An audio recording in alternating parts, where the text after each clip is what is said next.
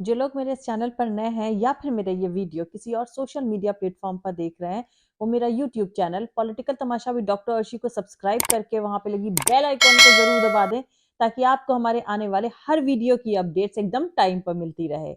और दोस्तों, अगर आपको हमारे वीडियोस इन्फॉर्मेटिव लगते हैं, अगर आपको हमारा काम पसंद आता है, तो आप अपने इस चैनल को सपोर्ट कर सकते हैं, इसके पेट्रॉन बन करके या फिर इसकी मेंबरशिप लेकर के। और दोनों का ही लिंक मैंने इसी वीडियो के डिस्क्रिप्शन में अलग अलग डाल दिया है। तो चलिए आज के सियासी तमाशे के सफर को शुरू करते हैं।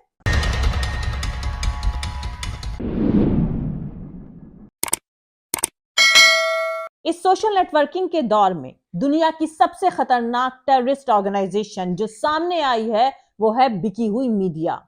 टॉमी मीडिया, जो लगातार प्रोपेगेंडिस्ट रेडियो रवांडा बनकर नफरत फैला रही है, जिससे लाखों लोगों की जान दंगे फसाद में जा सकती है।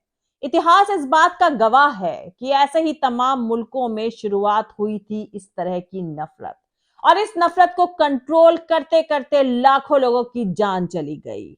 अब इसे इत्तेफाक कहा जाए या कुछ और, लेकिन वाकई ये भी क्या बेहतरीन कोइंसिडेंट है कि जिस दिन बीजेपी के नेता और केरला से लोकसभा उम्मीदवार अब्दुल सलाम ने बयान दिया कि मुसलमानों को जितनी आजादी भारत में मिलती है, उतनी आजादी सऊदी अरब में मुसलमानों को नहीं है।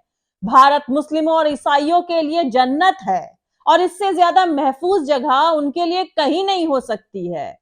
दोस्तों, अब सोचिए कि जिस दिन उनका यह बयान आया, उसी दिन ही दिल्ली पुलिस की वर्दी के नीचे पलने वाले नफरती ज़ॉम्बी ने नमाजियों को लात मारकर डॉक्टर अब्दुल सलाम के दावे की पोल खोल दी है।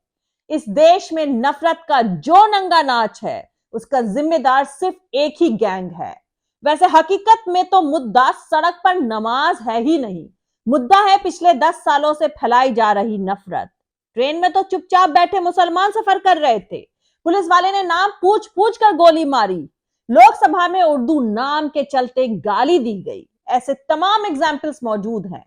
खैर, अब नमाजियों को लात मारने का खेल भी समझ लीजिए। दोस्तों, दिल्ली में नमाजियों को लात मारने वाला वीडियो मोदी है तो मुमकिन है टैग के साथ व्हाट्सएप पर वायरल हो रहा है। ये सब सोच समझकर और जानबूझकर किया गया है। पुलिस तो मोहरा है, उसे सस्पेंड कर दिया गया, 3 महीने बाद किसी दूसरे थाने में पोस्टिंग दे देंगे। दुर्गा पूजा, दिवाली, गणपति और ना जाने कितने त्योहारों पर सड़क रोक कर 10 रोज के लिए पंडाल बनाते हैं। पर क्या कभी पुलिस ने किसी दुर्गा भक्त को लात मारी? सोचिए, इस्लामिक मुल्क मंदिर बनवाएंगे और नए भारत में नमाजियों को लात मारी जाएगी। दुनिया में भारत का नाम ऐसे ही तो करेंगे। अभी कुछ वक्त पहले ही एक रेलवे पुलिस वाले ने ट्रेन में मुसलमानों के नाम पूछ पूछ कर गोली मारी थी।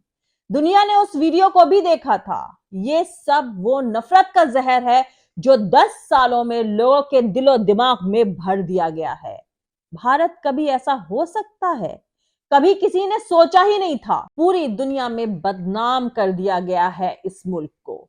दोस्तों, ब्रिटिश हुकूमत इस मुल्क में 1757 से लेकर 1857 तक पार्शियल तौर से रही, और 1857 से 1947 तक पूरे तौर पर रही। मतलब ब्रिटिश हुकूमत 190 साल तक थी। अब भारत पर राज करने वाले सन 600 के कुतुबुद्दीन ऐबक से लेकर खिलजी हुकूमत और लोदी के दौर की बात ना भी करी जाए, तो भी सिर्फ मुगलों की इस मुल्क पर हुकूमत 1526 से लेकर 1857 तक रही। मतलब 331 साल तक मुगलों की हुकूमत थी। 331 साल की हुकूमत के बावजूद इस देश में मुगल के दौर में कोई गांधी, कोई चंद्रशेखर आजाद, कोई भगत सिंह, कोई सुभाष चंद्र बोस, कोई बाल गंगाधर तिलक, कोई लाला लाजपत राय, कोई जवाहरलाल नेहरू या कोई सरदार पटेल नहीं हुआ। यह भी सही है कि कोई सावरकर भी पैदा नहीं हुआ।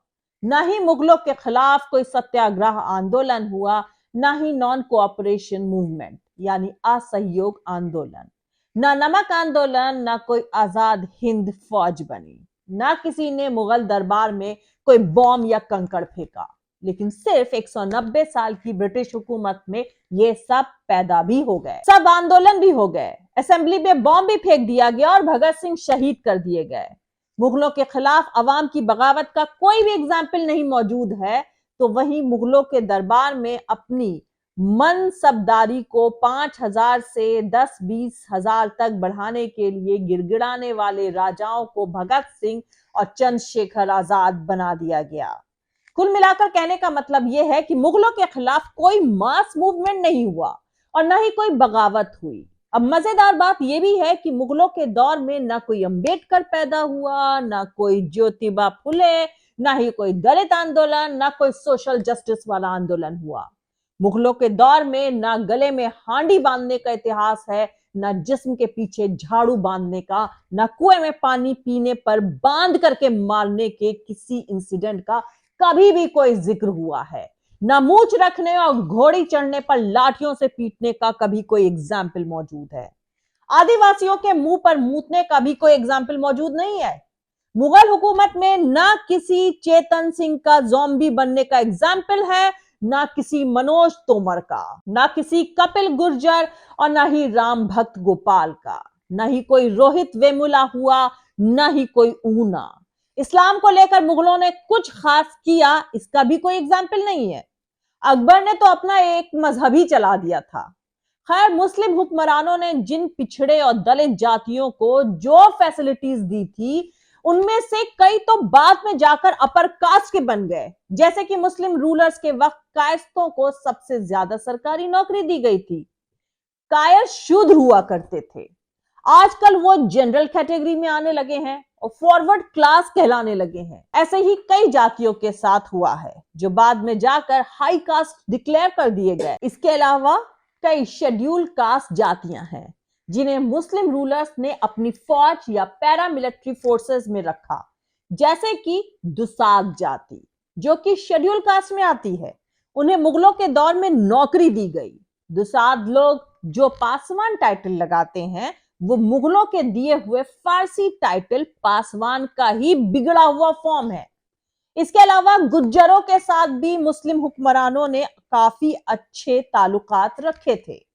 दिल्ली सल्तनत के सुल्तान फिरोज शाह तुगलक की मां गुज्जर ही थी। ऐसी ही बहुत सारी मिसालें हैं जिनसे यह साबित किया जा सकता है कि मुस्लिम हुक्मरान ने शेड्यूल कास्ट या ओबीसी के साथ भी अच्छा सलूक किया था। हर्बर्ट होप रिस्ले नाम के ब्रिटिश स्कॉलर, जो कि जाति सिस्टम के बड़े स्कॉलर थे, उसने कायस्तों को शूद्र ही कहा। इसीलिए अंग्रेजों के जमाने में काफी दिन तक कायस्तों को शूद्र माना गया था। बाद में कायस्तों ने केस करके खुद को क्षत्रिय डिक्लेयर करवाया था। खैर, अब इस तस्वीर को देखें। अंग्रेजों ने सेकेंड वर्ल्ड वॉर के दौरान भारत का क्या हाल कर दिया था, उसका एक नमूना है यह तस्वीर। तस्वीर कलकत्ता की है जो कि आज कोलकाता है। सेकेंड वर्ल्ड वॉर के दौरान भारत में अंग्रेजों ने अकाल ला दिया था, जिसमें तकरीबन 30 लाख लोगों ने अपनी जान गंवाई थी। अंग्रेज भारतीयों को जानवरों से भी ज्यादा बदतर मानते थे।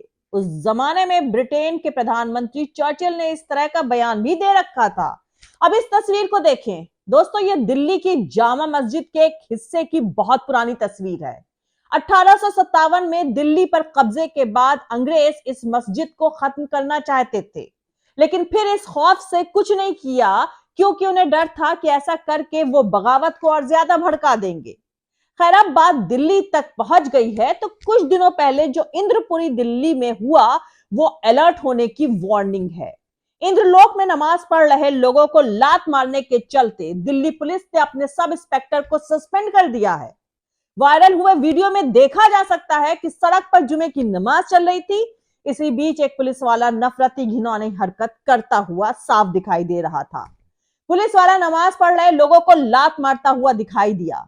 दोस्तों, इंद्रपुरी वो इलाका है जहां सीएए एनआरसी के खिलाफ आंदोलन का दमदार मोर्चा रहा था। हल्द्वानी की वारदात अभी की है, जहां पुलिस ने साजिशन उकसाकर उधम करवाया था। वैसे अभी जो इंसिडेंट हुआ है जुमे का, वो रमजान शुरू होने से पहले का जुमा था। वैसे उस इलाके में कभी सड़क पर नमाज होती नहीं है, पर इस जुमे को अचानक नमाजियों की तादाद बढ़ी। उनमें से बामुश्किल 20 लोग सड़क के किनारे सजदे में थे। पुलिस रिकॉर्ड कहता है कि किसी ने फोन करके सड़क पर नमाज से ट्रैफिक की शिकायत करी और फौरन दरोगा जी लात चलाने लगे। दिल्ली दंगों के बाद से यह बात काफी हद तक साफ हो चुकी है कि दिल्ली पुलिस का बड़ा हिस्सा एक खास ऑर्गेनाइजेशन का पर्सनल निजी मिलिशिया बना हुआ है। जिस तरह अदालतें बेगुनाह दंगे के इल्जाम झेल रहे मुसलमान युवकों को रिहा कर रही है, उधर वीडियो में जबरन वंदे मातरम बुलवाकर हत्या करने वाले पुलिस वालों पर मुकदमा न होना, खालिद सैफी की जगतपुरी थाने में पिटाई पर कार्रवाई न होना, कपिल मिश्रा और दूसरे उपद्रवियों को पुलिस का प्रोटेक्शन मिलना, समझ लें इंद्रपुरी की वारदात किसी बड़ी साजिश का हिस्सा हो सकती है। दिल्ली पुलिस को कम्युनल नफरत फैलाने के इस्तेमाल करने के लिए और फिर उससे वोट की फसल काटने का यह सियासी तमाशा इस इंसिडेंट के पीछे छुपा हो सकता है। कह नहीं सकते हैं कि आम चुनाव की तपिश शुरू होते ही देश में कहां कहां और किस तरह आग भड़काने की हरकतें होंगी। बस होशियार रहें और सब्र से काम लें।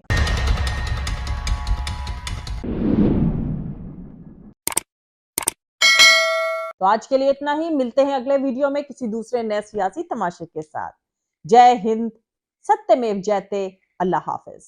दोस्तों, हमारा पूरा वीडियो और दूसरे और वीडियोस देखने के लिए हमारा YouTube channel political Tamasha with doctor Arshi को सब्सक्राइब करके वहां पे लगी बेल आइकॉन को जरूर दबा दें, ताकि आपको हमारे आने वाले हर वीडियो की अपडेट्स एकदम टाइम पर मिलती रहे।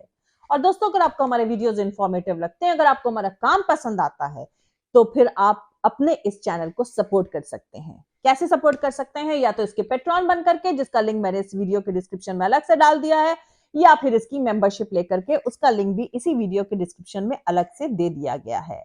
और आप हमें फॉलो भी कर सकते हैं हमारे ट्विटर यानी एक्स पर, हमारे फेसबुक पेज पर और हमारे इंस्टाग्राम पर। मेरा ट्विटर हैंडल है @arshi aziz khan। Thank you. मिलते हैं अगले वीडियो में।